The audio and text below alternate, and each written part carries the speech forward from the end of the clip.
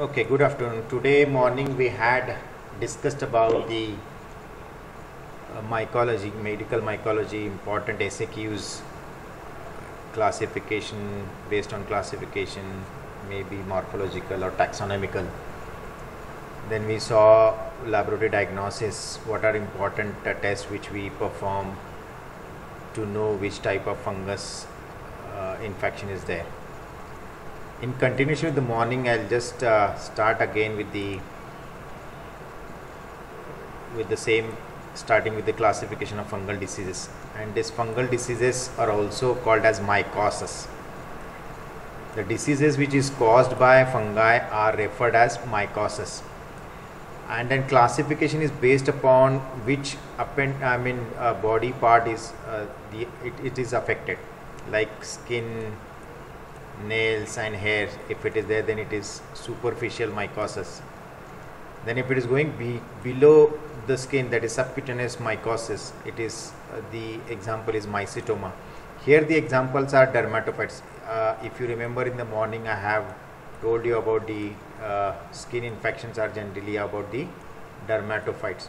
Dermatophytes are important fungal infection which causes the infection to the skin, nails and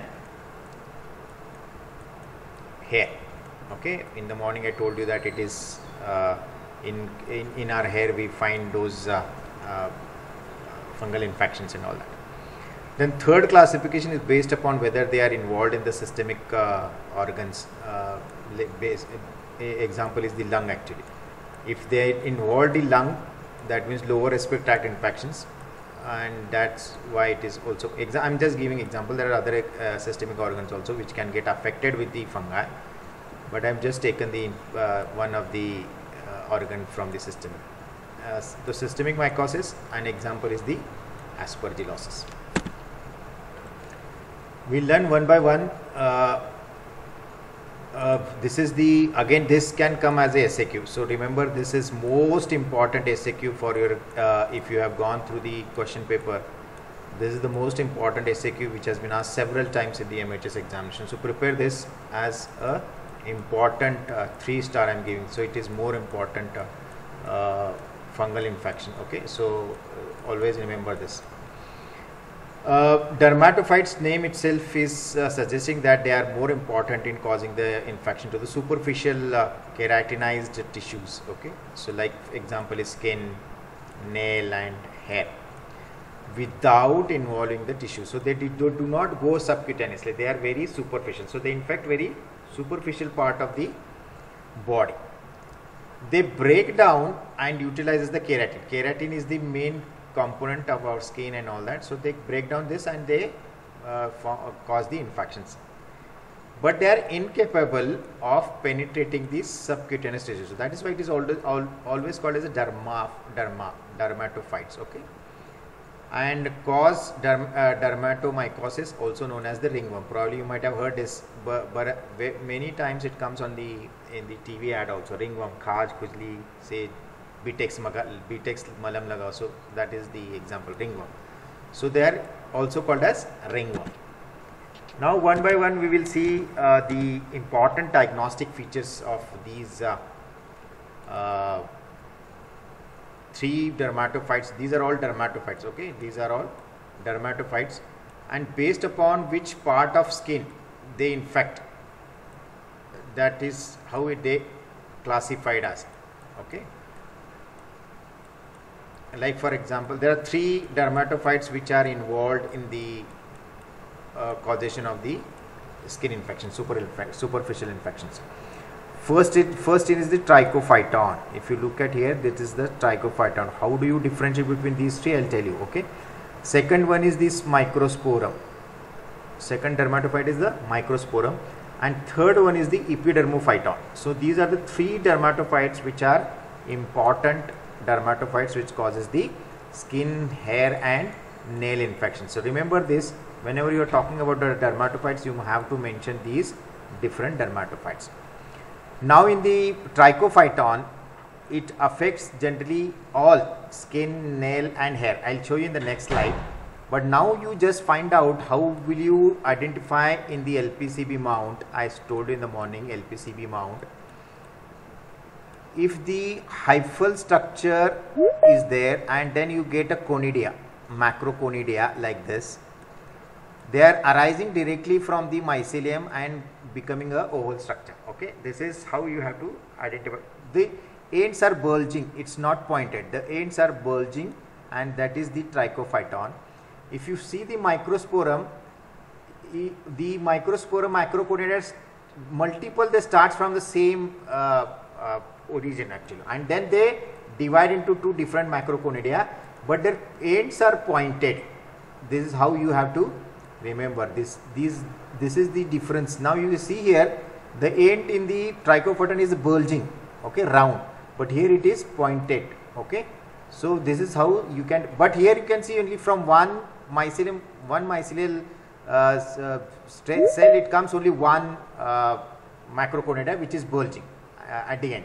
Here multiple comes, two or more, but then their ends are pointed.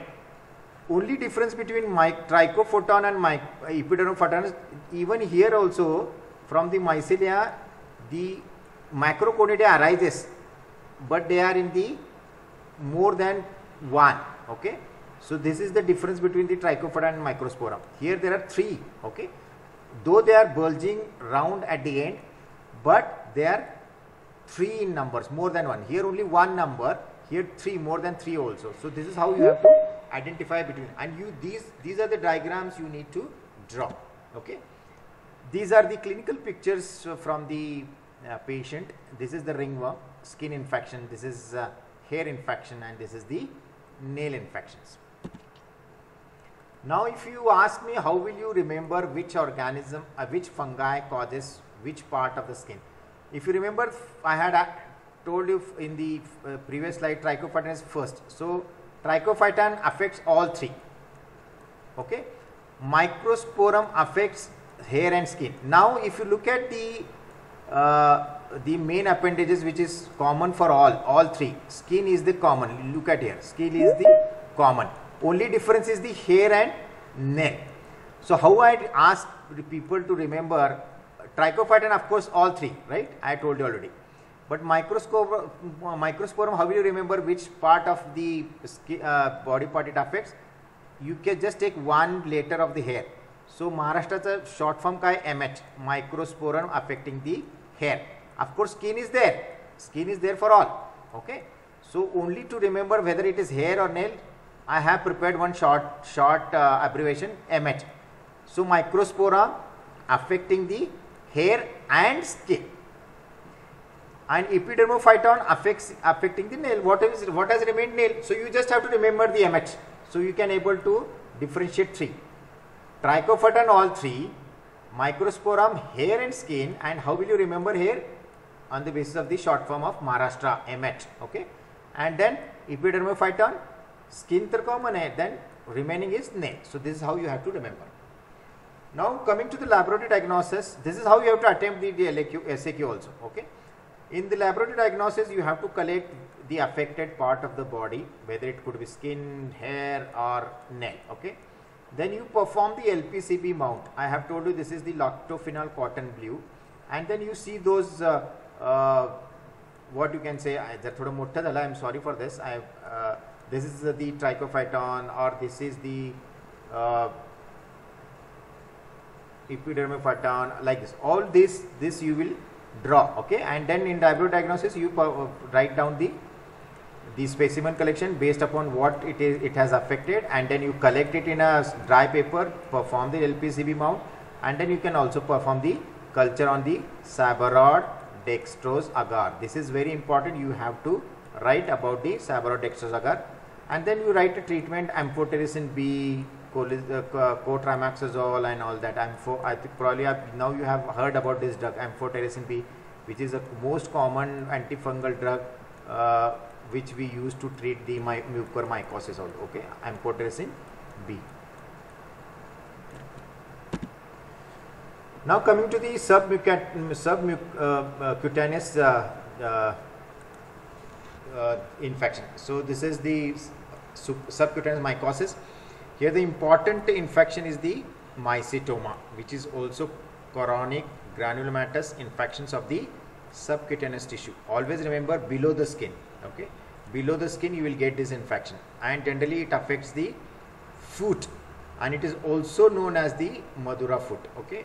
This is also called as Madura foot, and mainly it is seen in the tropical countries, and in our country the Tamil Nadu has got these cases, okay? So Tamil Nadu is very prone, I mean here people suffer from this Madura foot, okay? Madurai, Chennai, previously it was called as Madurai, now also again they have named it as a Madurai only. So from that they have taken, it is caused by Actinomycetes filamentous fungi. I have told you that Actinomyces is bacteria and Actinomycetes is fungi.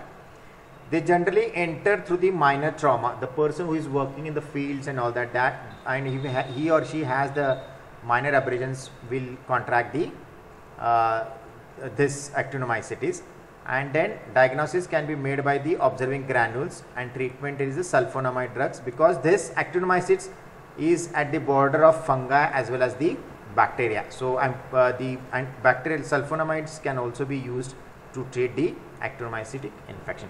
Major, if it is very difficult to treat, then they have to amputate the part of that body. We have seen in the gangrene, you might have seen in the gangrene, if a person is suffering from gangrene, you have to amputate the part. Similarly in the Madura foot also, the final treatment could be, if it is not getting cured, you have to amputate the part.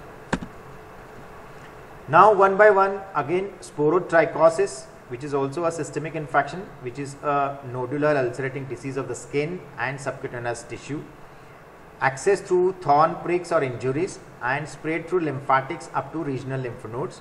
And this is the example of the dimorphic fungi, okay? This is the example of dimorphic fungi. Now we know what is the dimorphic fungi, okay? They can act as a oval shaped yeast, and they can act as a mycelial growth. And laboratory diagnosis, you have to culture, and culture is onto the SDA agar. Always remember, SDA agar is the only medium which we use for the cultivation of fungi. This is most important again, SAQ. You have to remember, this is again one of the important SAQ, that is the rhinosporidiosis. And this rhinosporidiosis can come in the pathology also, and in microbiology also. In microbiology, you need to write more about the causative agent. Of course, you can start with saying that it is a chronic granulomatous disease characterized by the formation of polyps, growth, you can say friable polyps, usually confined to nose, mouth and eye. Causative agent, if you look at that, it is the Rhinosporidium seabury. So this is the causative agent, Rhinosporidium seabury, and generally reported in two countries, that is Sri Lanka and India mainly. And mode of infection is still not known, but again it could be through minor injuries or inhalation of conidia and all that. Both the reasons could be there for mode of infection. Laboratory diagnosis, again you can culture on the SDA agar. As I told you, this is the only medium which we use to cultivate all the fungi, Saborodextrose agar. And you can find out the LPCB mount with this sporangium, okay.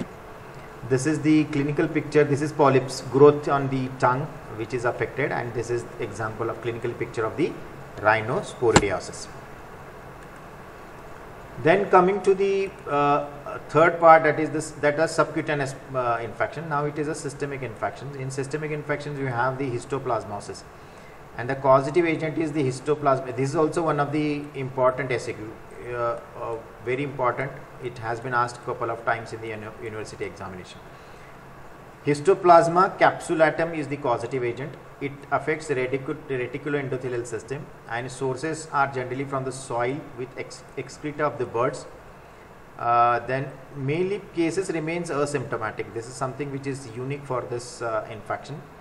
You can collect based upon what organ it has affected: sputum, bone marrow, blood. You can also take scrapings, biopsies.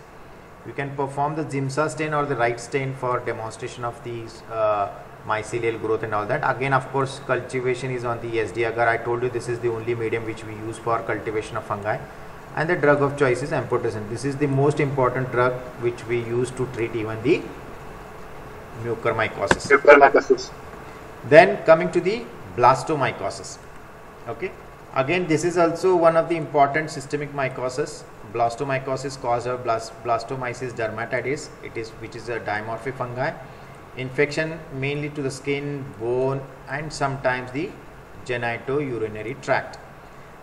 Infection transmission can occur through the inhalation of the conidia. Again, patient remain asymptomatic, so we don't come to know. Depending upon the symptom, you can collect the sputum, pus, or scrapings. You can also perform 10% KOH. I told you this because the skin and all the keratin or tissue material has to be degraded to see the mycelial growth. These are the mycelia. If you want to see these mycelia, you have to degrade the other material, tissue material, whatever is there, so that you can able to see these hyphae. Hematoxylin eosin stain can be also past periodic acid chief stain can also be used, and then you can use the cultivation medium is SDA. Again, drug of choice is amphotericin B. On the similar ground, you have paracoccidiomycosis, coccidiomycosis, cryptococcosis, and aporocystis. Again, in the what you can say SAQ, this can come as a SAQ, again one of the important SAQ in the examination. So you have to prepare the cryptococcus. So Cryptococcus neoformans is the important yeast which causes the cryptococcosis. It can be transmission can be done by happen by inhalation of the dust, where you have these organisms seen in immunocompromised. Mainly if you have written opportunistic infection in AIDS, you have to write cryptococcosis also. Then demonstration can be done with the capsule indang. जसे मी सकाळी दाखवलं होतं असं field असते असं तो or the unicellular yeast is there and you can see the capsule around it. So this is the capsule. You have to demonstrate with the help of indang preparation. So this is the capsule. We demonstrate the capsule. Okay. Then opportunistic mycosis are also important. This is very important. Candidiasis, you will be seeing these patients in your day-to-day dental professional life. Candidiasis, and then aspergillosis, another important systemic mycosis, and then zygomycosis. Few pictures I want to show you, all of you. This is the aspergillus. If you see it's like sunflower. Okay, so generally fumigatus is looking like this. The conidiophore and then conidia. So they are projecting towards the upside. So this is the LPCB mount. Then this is the aspergillus terreus. Little difference is there. Thoda broader conidia are arranged. Then this is the aspergillus fumigatus. Okay, it might be confused with the mucor also, but it is not mucor. Okay. Then this is aspergillus niger. Akka suryaful. This is like sunflower. The aspergillus niger.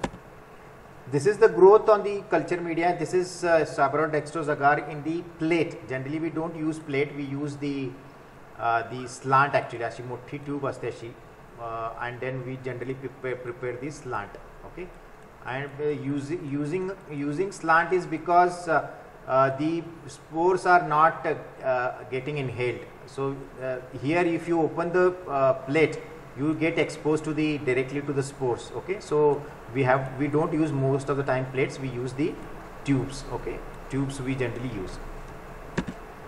This is again flavus, example of flavus. This is mucor. This is something doing the havoc in the country, and this is how it appears. You can see here. This is the mycelia, unsepted, non-septed mycelia. You can see here non-septed mycelia, and from that the conidiophore is formed, and all these conidia are embedded here. If it bursts, these conidia will get inhaled by the patient, and that is how it get transmitted. What is the take-home message from this chapter is fungi are eukaryotes. Medically important fungi belongs to the fungi imperfecta or Deuteromycetes. Generally, you can use Saborodextrose agar, and then slide culture. We have shown the slide culture in the today morning in the practical to demonstrate the better morphological characteristics. KOH mount, LPCB mount are used to demonstrate the macroconidia, microconidia, conidiophore and all that, mycelia and all that.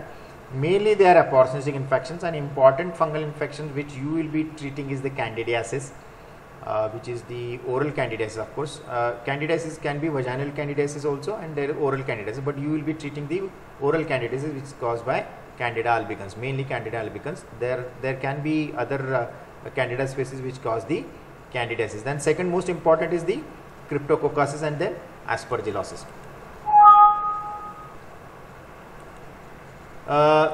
Second thing which I wanted to show you all, we have shown this. I have shown this dermatophytes. I just skip this.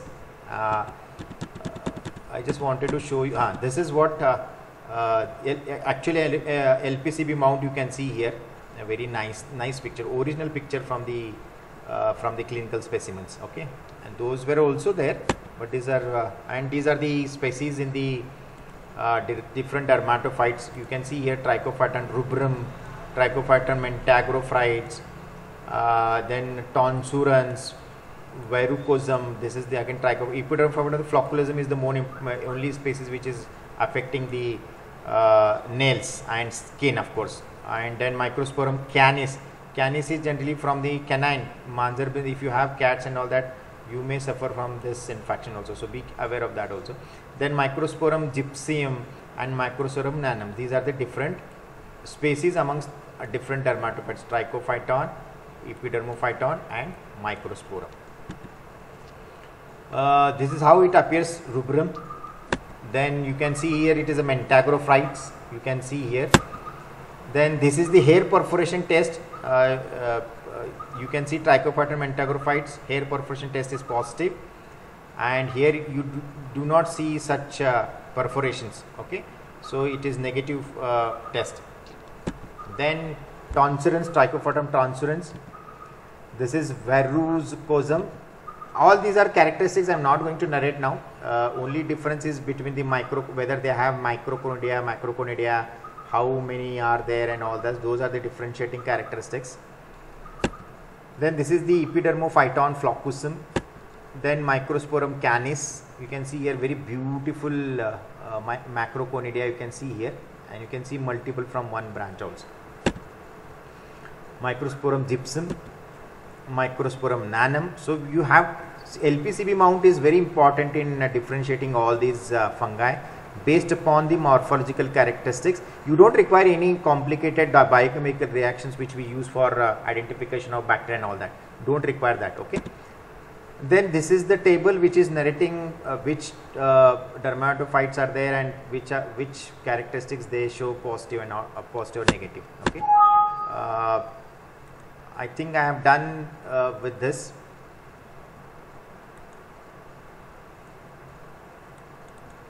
I think